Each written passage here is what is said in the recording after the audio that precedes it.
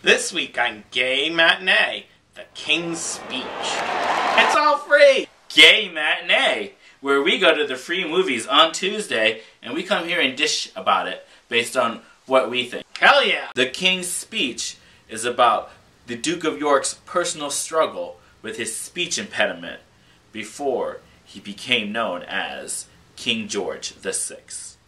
On a scale of 1 to 10, how was the movie? Fairly faithful to history, but still told an interesting story, so you weren't bored, but they didn't have to start making shit up. An 8 or a 9. The King's Speech had a lot of interesting tension, interesting drama, and its approach to retelling historical events made it feel like you were reliving it in the same manner as the Duke of York was reliving, as he was struggling to speak better and overcome his speech impediment and his stuttering.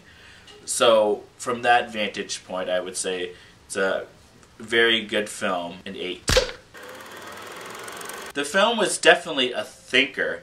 It got you to think about obstacles, not just for people who are more well-to-do or in a higher position in society than you are, but it gave people an opportunity to see that struggles are universal no matter what station you are in life. I liked the sort of double meaning of the title.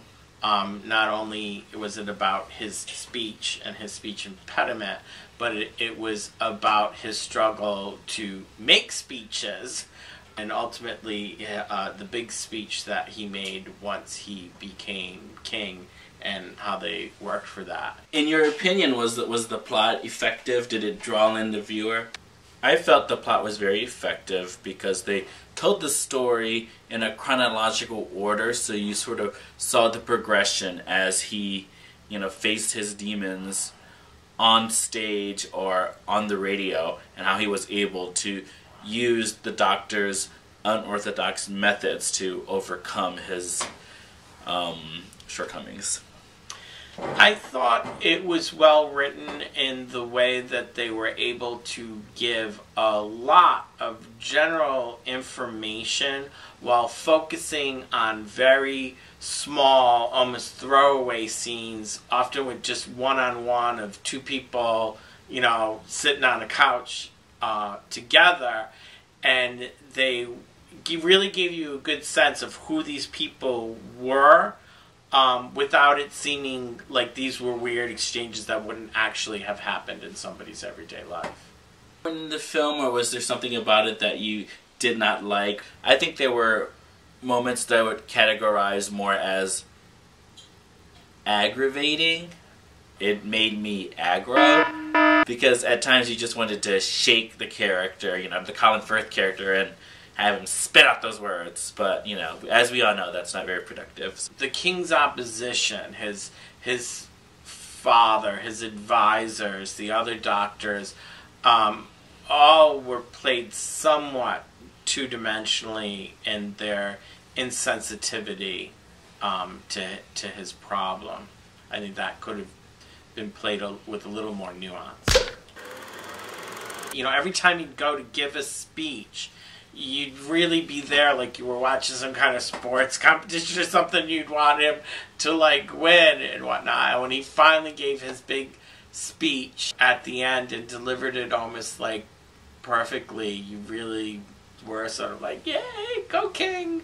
It was interesting that they noted that when he gave his speech during the war, that it was actually his pauses that had people actually listen to him more attentively and hear every word that came out of his mouth. So I felt that the lessons that he learned really brought more to the table than the obvious. In terms of who sucked and who didn't, Colin Firth, shoo-in for Best Actor. I mean, I haven't seen this much stuttering since Nell. Geoffrey Rush was very good. I'm not sure if he's good enough to win an Oscar, but he was very good. And Helena Bonham Carter is just showing them how it's done when you have 3 words to your name. I think a lot of them were able to give a full roundness to the character without having to resort to, mimicry or, drag. And now it's time for our weekly segment, Did It Make Robert Cry? Did I cry? I don't even really remember. Guess not. I sort of kind of cried, especially when he wouldn't say the words properly. I was sort of like, say it now. It's all free! Gay matinee. Hell yeah! I don't have all day to watch this.